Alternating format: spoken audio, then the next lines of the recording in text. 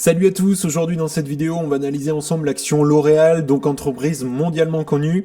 Et donc déjà dans un premier temps, on va regarder le business model de l'entreprise, quelle est la croissance future aussi pour L'Oréal. On va regarder bien évidemment les chiffres passés de l'entreprise, est-ce que L'Oréal a un moat, et puis à la fin de la vidéo, on regardera la valorisation de l'action et je te dirai si l'entreprise m'intéresse. D'ailleurs tu peux en profiter aussi pour mettre un petit like à la vidéo, ça permet de soutenir la chaîne et je te remercie grandement. Alors déjà si on commence à regarder le business model de L'Oréal. Donc c'est un portefeuille bien évidemment diversifié en marques puisqu'elle a environ 36 marques internationales segmentées à peu près en 4 divisions principales. On a les produits grand public notamment avec Garnier, L'Oréal bien évidemment. On a évidemment aussi les produits professionnels avec notamment L'Oréal professionnel bien évidemment et puis Kérastase. On a le luxe avec Lancôme, Yves Saint Laurent, etc. Et puis on a aussi la cosmétique active dite donc avec Vichy, La Roche-Posay notamment. Donc voilà, en fait ce portefeuille de L'Oréal, ça permet tout simplement de cibler différentes catégories de consommateurs, du grand public même jusqu'au segment premium et puis aussi professionnel, faut pas l'oublier. Deuxième point du business model de L'Oréal, on a aussi l'innovation et tout ce qui est recherche et développement. Il faut savoir que l'innovation est vraiment au cœur du modèle économique de L'Oréal, notamment l'entreprise consacre environ 3 à 4% de son chiffre d'affaires dans la recherche et le développement.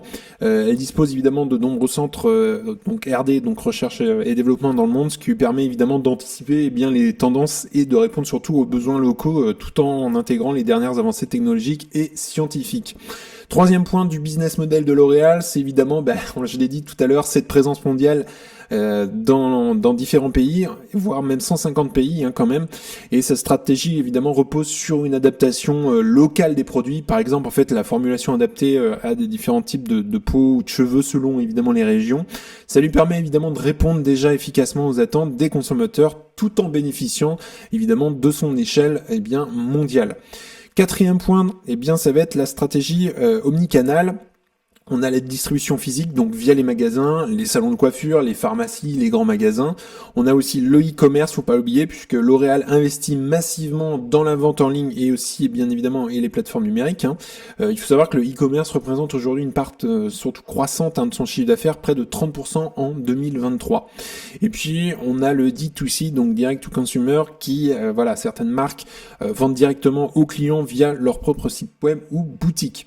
Cinquième point de son business model, L'Oréal donc a adopté surtout une stratégie de durabilité ambitieuse avec son programme L'Oréal for the Future, qui inclut en fait des objectifs de neutralité carbone, une réduction des emballages plastiques et puis l'utilisation d'ingrédients naturels et traçables surtout. Donc ça répond tout simplement en fait aux attentes croissantes des consommateurs pour des produits éthiques surtout et puis durables. Il y a cette sensibilité dans l'entreprise et ça c'est tant mieux. Sixième point, c'est les acquisitions stratégiques dans l'entreprise puisque L'Oréal utilise régulièrement justement des acquisitions pour compléter son portefeuille de marques. Ils en ont 36, on l'a dit tout à l'heure, et entrer surtout dans de nouveaux segments de marché. Par exemple, l'acquisition de The Beauty Shop en 2006, puis a été revendue. On a Urban Decay, IT Cosmétique aussi pour renforcer son positionnement dans le maquillage haut de gamme notamment. Septième point, évidemment, un focus sur le marketing digital puisque L'Oréal investit beaucoup dans le marketing digital, notamment via les réseaux sociaux, évidemment, et puis le contenu créé aussi par des influenceurs, faut pas l'oublier, mais ça joue énormément sur les revenus de l'entreprise et ça permet aussi de toucher efficacement les jeunes générations tout en renforçant l'image de ces marques. Donc, le business model, vous l'aurez compris, de L'Oréal, il est assez important et ça génère surtout une croissance régulière et une rentabilité surtout élevée avec un chiffre d'affaires en 2023 qui dépasse les 40 milliards d'euros et une marge opérationnelle à plus de 20%. Donc là, on a un sacré business model chez L'Oréal. Alors maintenant, si on regarde la croissance à venir pour L'Oréal dans les années à venir, déjà ils estiment une croissance organique de 5 à 8% par an d'ici 2030. Donc voilà, ça reste une croissance modérée. C'est une entreprise déjà qui existe depuis des années et qui est soutenue surtout par des investissements dans l'innovation et aussi son développement dans les marchés émergents, qui affiche surtout une forte demande pour les produits de beauté et en particulier notamment dermocosmétiques et de luxe. Également, on a une performance sectorielle, notamment dans les divisions beauté dermatologique et luxe, qui devraient être les principaux moteurs de croissance dans les années à venir, bénéficiant surtout des tendances structurelles positives comme l'intérêt croissant, notamment pour les soins de la peau et les produits haut de gamme. Et puis, on a aussi les produits grand public qui restent évidemment un pilier important, hein, avec des innovations adaptées, notamment aux marchés locaux et un renforcement des ventes en ligne. Autre point, c'est l'expérience e-commerce qui se développe de plus en plus, puisque L'Oréal prévoit des ventes en ligne qui continueront bien évidemment à croître rapidement, représentant une part importante de son chiffre d'affaires, on l'a dit tout à l'heure. Elles atteignaient déjà environ 30% aujourd'hui, hein, donc on espère cette partie-là qui augmente. Et puis cette expansion est rendue possible surtout par des investissements massifs dans le marketing digital et les technologies d'intelligence artificielle. Ça va participer fortement à la croissance du e-commerce pour personnaliser évidemment bien l'expérience client. Également, amélioration des marges et puis de la rentabilité. Ils anticipent surtout L'Oréal une amélioration continue des marges grâce notamment aux économies d'échelle, faut pas l'oublier, une gestion rigoureuse des coûts et puis une augmentation des ventes de produits premium qui génèrent évidemment des marges plus élevées, c'est logique. Une ambition long terme pour L'Oréal puisque la société vise également à maintenir son engagement en matière de durabilité avec son programme L'Oréal for the Future, on l'a dit tout à l'heure, ce qui renforce forcément sa relation avec les consommateurs soucieux de l'impact environnemental des produits qu'ils consomment. Donc en résumé, voilà, on a des bases solides, une stratégie qui est bien définie chez L'Oréal et puis elle est bien positionnée pour afficher une croissance régulière dans les années à venir, continue aussi dans un marché mondial et puis surtout qui est aussi encore en expansion. Mais ça reste une croissance modérée, voilà, entre 5 à 8% de croissance par an du chiffre d'affaires. Alors maintenant on va regarder bien les chiffres de l'entreprise et ce qui s'est passé dans les années antérieures. Alors déjà si on regarde le cours de l'action de L'Oréal, en début d'année 2024 on était à 438 € l'action à peu près et on voit que l'action a énormément corrigé depuis ce qu'on a eu en début d'année quand même et aujourd'hui on est à 343 donc on a perdu 100 € sur l'action. Alors si on regarde par rapport au début d'année, on était donc à 400 et aujourd'hui on a fait quand même à peu près un moins 20, moins 22%, même moins 26% si on était au plus bas à peu près en novembre, fin octobre, début novembre, on était à moins 26%. Donc voilà, on a quand même une belle correction et on est quand même à des plus hauts si on regarde sur 5 ans. L'entreprise elle a pas mal corrigé quand même, mais on est à des plus hauts et si on regarde sur un maximum, on a quand même une belle performance de l'action sur une vingtaine d'années. Alors si on regarde maintenant les chiffres de l'entreprise, donc on a un PI aujourd'hui de l'entreprise à 28,35 et si on regarde le prix sur free cash flow, il est à 30,57. Et donc si on rentre déjà dans le bilan et donc on a en termes d'espèces et équivalent de trésorerie ici, on voit que ça a été réduit quand même par rapport aux autres trimestres. Donc il y a une petite réduction des espèces quand même.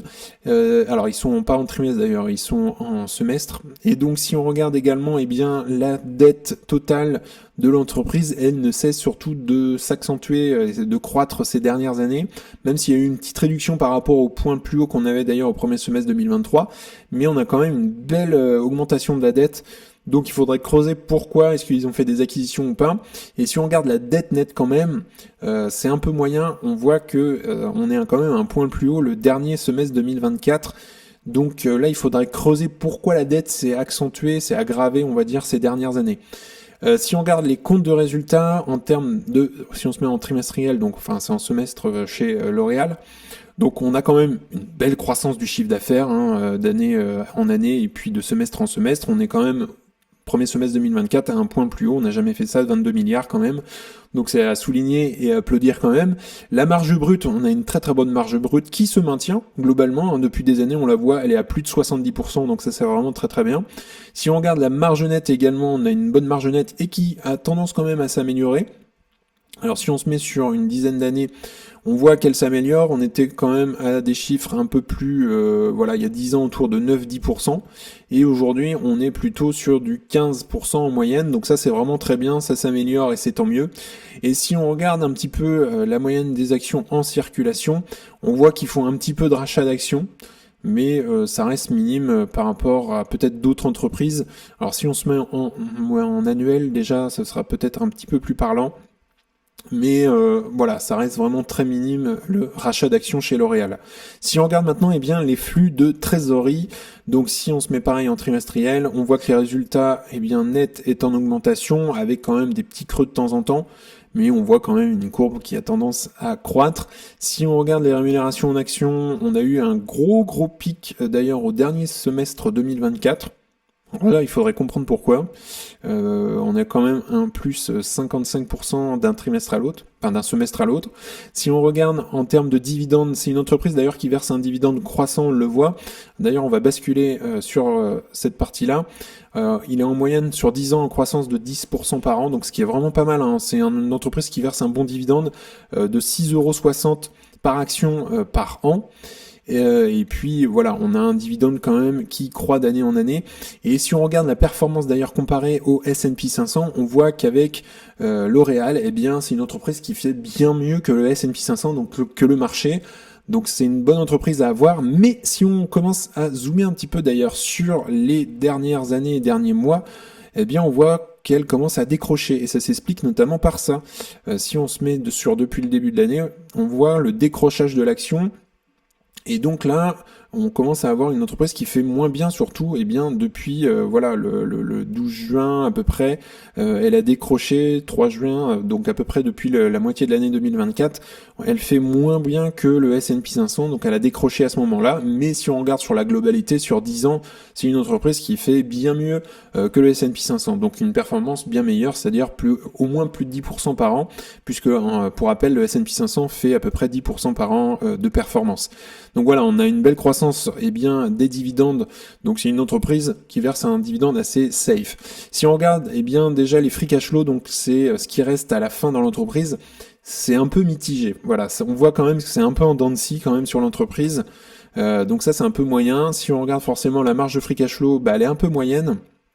Si on se met, alors là la courbe elle est écrasée, mais si on regarde ici, on a eu quand même 19% le semestre 2 2023, premier semestre 2024 on était à 9. Donc voilà, quand même, c'est un peu mitigé, c'est en dents de scie, et les free cash flow par action, c'est la même chose, c'est en dents de scie.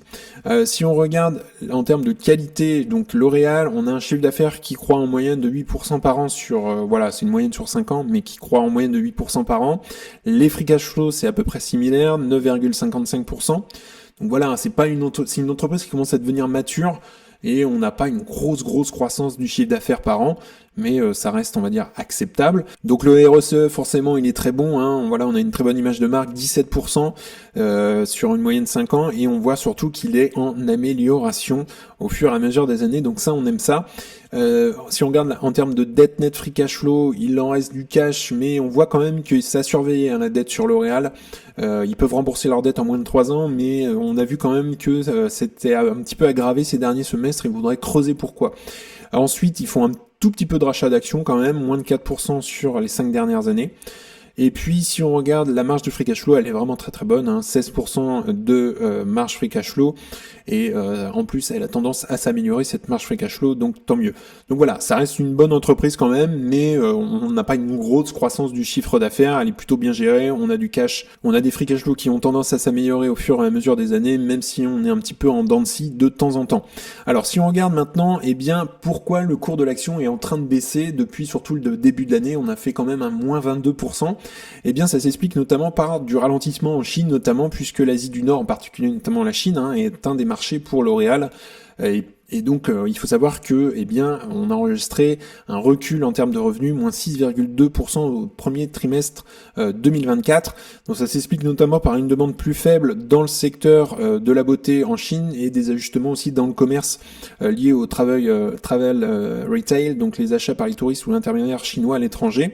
Deuxième point, on a aussi les révisions à la baisse des prévisions de croissance. Il faut savoir que L'Oréal notamment a ajusté ses attentes pour le marché mondial de la beauté, estimant une croissance plus faible que prévu, ce qui a réduit en fait la confiance des investisseurs dans son potentiel à court terme. Bien évidemment, c'est du court terme, et aussi également on a un impact sur les tendances macroéconomiques.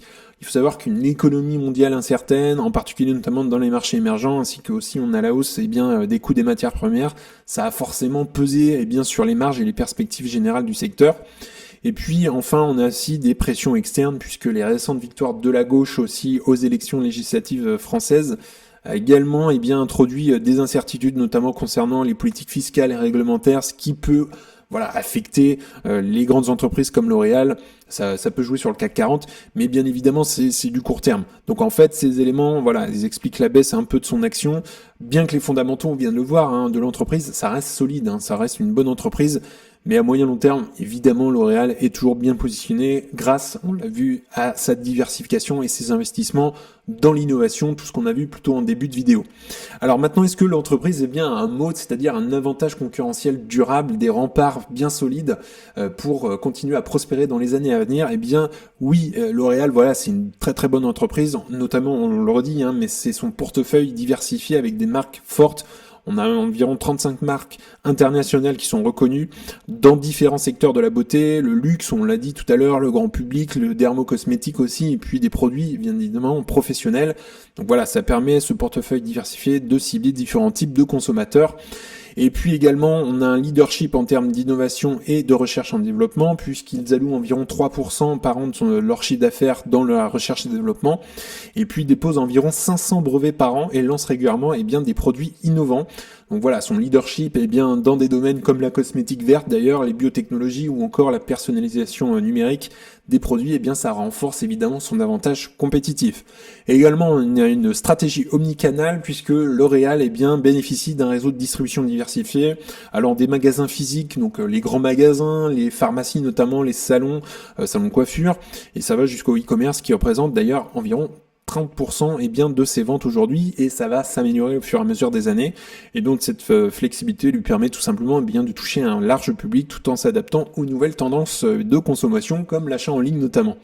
Quatrième point, ça va être aussi la présence mondiale. On l'a vu, il y a au moins une implantation dans 150 pays aujourd'hui, avec une stratégie qui combine d'ailleurs l'échelle mondiale et une forte adaptation aux marchés locaux, des produits d'ailleurs, on l'a dit tout à l'heure, mais adaptés aux besoins spécifiques des consommateurs par région d'ailleurs. Et puis cinquième point, on a l'économie d'échelle puisque c'est un grand groupe aujourd'hui de cosmétiques et donc L'Oréal bénéficie d'économies d'échelle significatives, notamment dans la production, la distribution et puis aussi le marketing. Donc ces économies lui permettent de maintenir tout simplement des marges supérieures à celles de ses concurrents, et on l'a vu tout à l'heure d'ailleurs sur les marges, on voit qu'elles s'améliorent au fur et à mesure des années. Sixième point, évidemment, ça va être tout ce qui est fidélité et notoriété de la marque, puisque évidemment les marques de L'Oréal jouissent d'une forte notoriété mondiale, on le sait, on les connaît, toutes ces marques à peu près, et évidemment ça joue sur les consommateurs.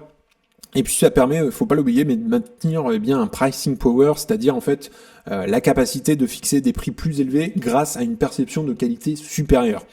Septième point, c'est évidemment le focus sur la durabilité, puisqu'on l'a dit tout à l'heure également, avec son programme L'Oréal for the Future, le groupe s'engage à réduire son impact environnemental et adopter aussi des pratiques éthiques, et ça répond surtout aux attentes croissantes des consommateurs pour des produits éco-responsables. On l'est de plus en plus sensible, et ça c'est tant mieux que ça fait partie de la stratégie de L'Oréal. Alors conclusion, est-ce que L'Oréal a un mode bien solide? La réponse est oui, ça repose évidemment sur une combinaison de marques fortes, une innovation constante, une portée mondiale, une excellente exécution stratégique, et ces éléments font de L'Oréal un leader incontesté et durable surtout dans l'industrie de la beauté. Alors maintenant on va regarder la valorisation de l'action.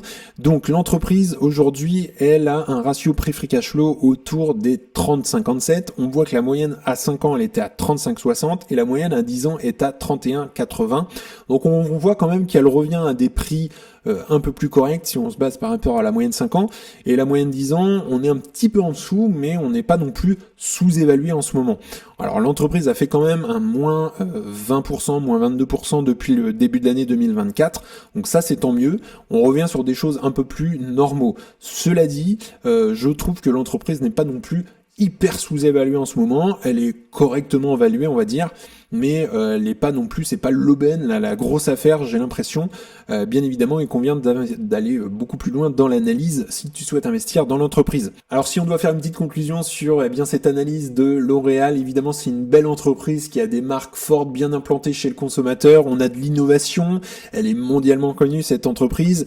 Alors évidemment on a une petite croissance dans les années à venir, entre 5 et 8% de leur chiffre d'affaires par an, Aujourd'hui, c'est pas une entreprise dont je suis intéressé pour la rentrée en portefeuille. Je vais continuer à la suivre, bien évidemment, et je la trouve aussi un peu chère, voire, voilà, on va dire plutôt aussi bien évaluée.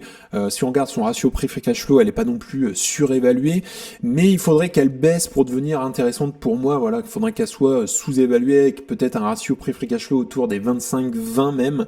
Aujourd'hui, on est sur quelque chose de voilà correct. Elle n'est pas hyper évaluée, mais je vais pas la rentrer en portefeuille à ce jour. Alors je rappelle, je ne donne pas de conseils en investissement. C'est hyper important que tu ailles faire tes propres recherches si tu souhaites investir d'ailleurs sur L'Oréal. Également, si tu souhaites accéder à You Can Invest App, c'est le premier lien qui est d'ailleurs en description. Tu auras accès dans ton espace membre à ma watchlist avec les objectifs de prix. Tu auras également accès aux best stocks, donc c'est les meilleures actions à détenir dans ton portefeuille. Également, tu pourras faire un discounted cash flow pour estimer le juste prix à payer pour une action. Et puis également, tu auras accès à des appels vidéo avec moi-même pour analyser ensemble ton portefeuille, une action et parler bourse de manière générale. Également, si tu souhaites accéder à FastGraph, c'est l'un des sites que j'utilise pour analyser les actions, eh bien tu as 25% de réduction lors de l'inscription, donc le lien il est également dans la description.